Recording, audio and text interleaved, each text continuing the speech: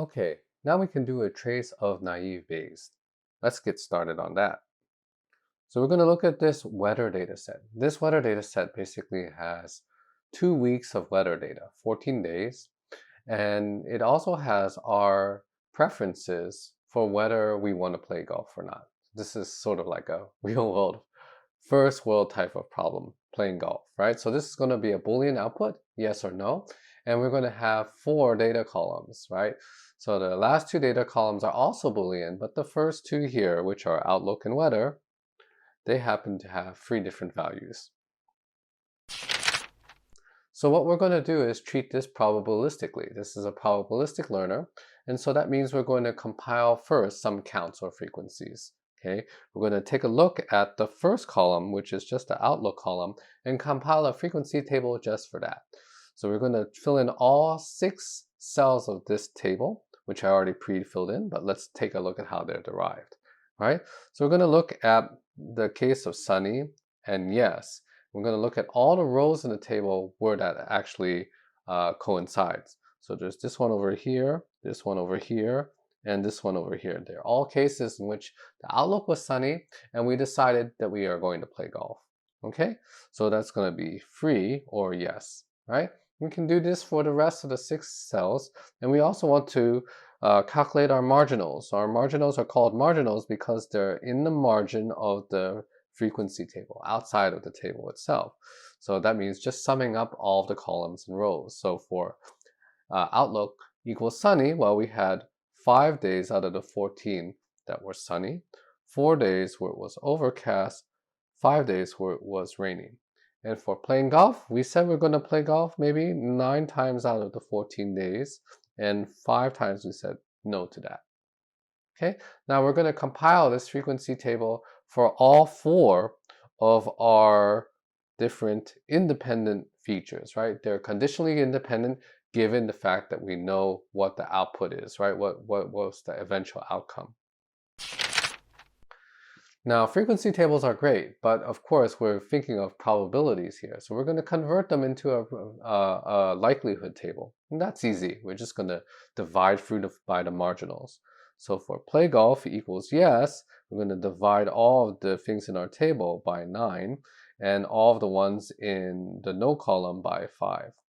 Okay, our marginals we can also divide through if we like.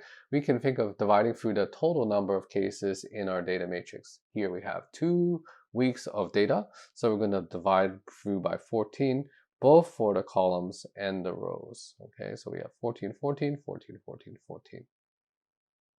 Okay, and to make this a little bit more concrete, let's try to use this to understand what the naive Bayes, the Bayes rule would be for the case of a posterior probability, right? This is our P of y given x. So given that it was sunny outside, what's the probability that we are going to say yes to golf, okay? So we can do this using the Bayes rule, right? We need a likelihood, we need a prior, and we need a marginal, okay? So we're going to get all 3 of these values, put them and assemble them into a product, and then calculate our final probability. Here it's 3/5. Now, just to be clear about this, this is an actual probability, okay? Because here we're looking at a single feature, right? So this single feature of outlook is helping us determine whether we're going to play golf or not.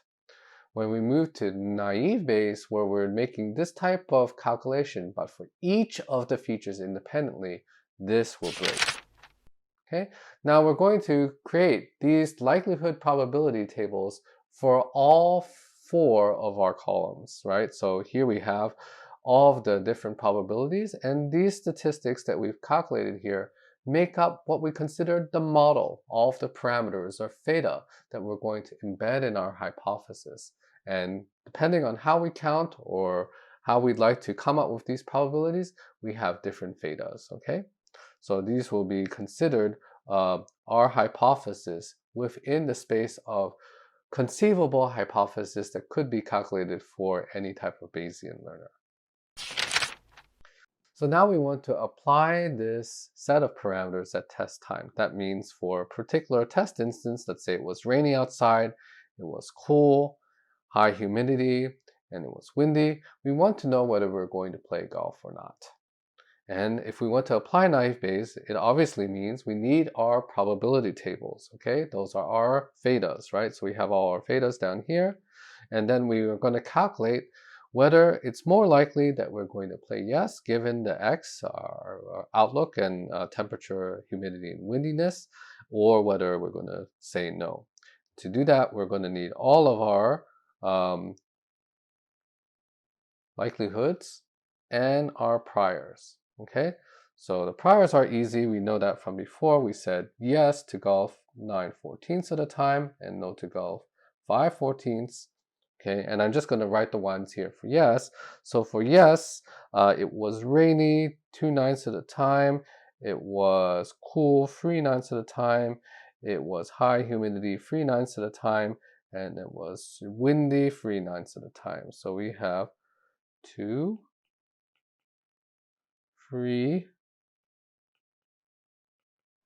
3, 3. Okay? We're going to multiply all of these together and we're going to get what our value is for yes. And we're going to do the same for no. Okay, I'm not going to bother putting that in because you have it on the next slide anyways. Okay, so now we've calculated all of these cases. You have the probability here. Okay, it's not an exact probability, again, because we're making this naive assumption. But then we have about less than 1%, but about half a percentage point that we're going to play golf. And then a much higher probability, 2%, that we're not going to play golf. Okay, now these are not normalized yet, right? Because they don't sum to 1. So what we're going to do is then do that for the second part, which is we're going to take all of the probability, sum them together, and then output the final case. So when we normalize these, it looks like it's much more likely that we're going to say no to golf. And so we're just going to take the maximum of these two probabilities, or if we have more different cases, we take whichever one is the highest and call that the class output.